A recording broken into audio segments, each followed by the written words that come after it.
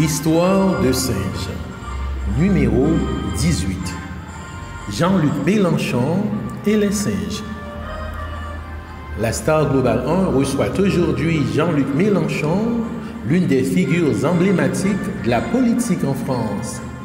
Monsieur Mélenchon s'était éclipsé un peu après l'élection présidentielle de 2022. Il revient donc en force sur la scène politique française. Bonjour Jean-Luc, bienvenue sur notre plateau. Et comment vas-tu ce matin? Bien, bonjour les singes. On est là et j'ai l'honneur de prendre une banane avec vous en ce beau jeudi matin. Merci Jean-Luc, cela nous fait grand plaisir. Et je suis prêt à vider mon sac. Exactement, c'est ce que nous faisons ici dans le cadre de notre rubrique Histoire de singe. C'est la presse indépendante. Vraiment? Vous ne travaillez pas pour le ministère de la Culture? N'avez-vous pas un chèque à l'Élysée? Oh non, pas du tout. Quelle histoire! Nous fonctionnons avec les moyens du bord. D'ailleurs, c'est la Star Global, Jean-Luc. Ah oui, j'en suis désolé. Alors, on y va.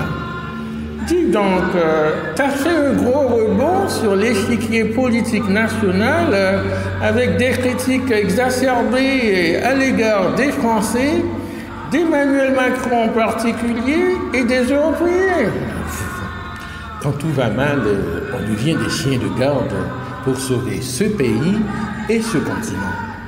Mais tu parles sans modération, Jean-Luc, et tu tires à boulet rouge à la fois sur la France et sur l'Union européenne, sans aucun souci pour ta sécurité individuelle.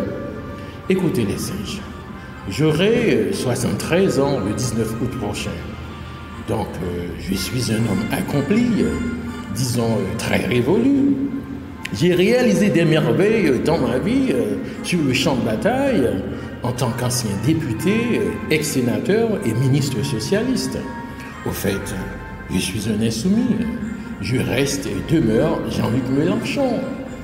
Parlant d'insécurité, récemment, tu as failli mettre la vie de Ruth Elkrief de LCI et TF1 en danger.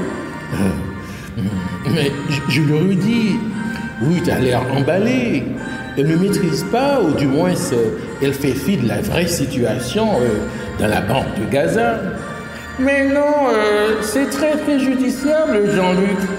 Le ministre de l'Intérieur avait jugé nécessaire de placer la journaliste sous protection policière.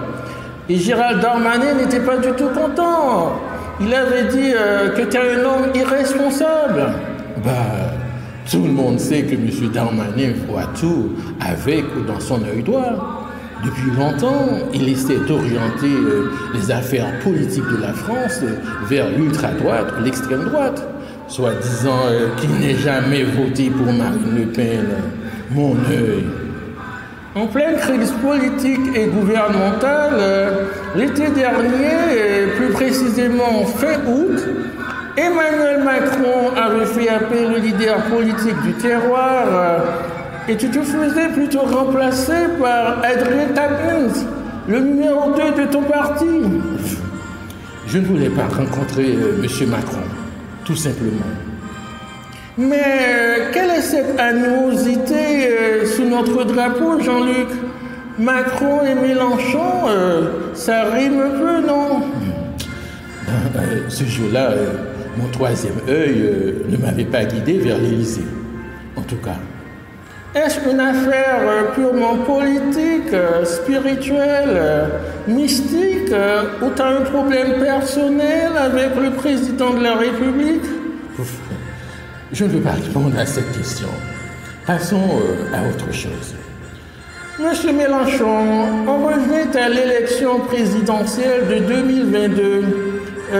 Tu avais fini en 3e position au premier tour. Et durant ta campagne électorale, tu portais à tout instant ton vieux foulard de 6e République, désignant une rupture généralisée. Alors, l'ère du peuple ou du nationalisme moderne n'est-il pas encore venu, Jean-Luc Mélenchon? Comme vous venez de le dire, c'est un combat que j'essaie d'imposer depuis environ 2 décennies et qui englobe tout. L'écosocialisme, une vraie gauche, la retraite à 60 ans, le SMIC à 1400 €, etc. Son Excellence, nous avons couvert les points essentiels de notre entretien d'aujourd'hui. Déjà, la bouteille est à moitié vide.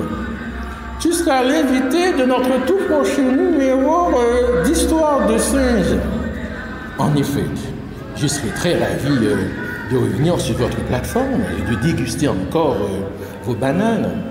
À propos, t'en as déjà mangé 3, monsieur Mélenchon? Elles sont si délicieuses, vos bananes, très exotiques, hein? Merci. Elles viennent directement de la forêt. Et vous êtes très chanceux, car je suis de bonne humeur aujourd'hui. Zut, des fois, tu n'es pas sociable. Si, vous êtes bigrement embêtant, en plus. Est-ce un compliment ou... Mais non, pas du tout. C'est plutôt dangereux. Ah bon? Ouais.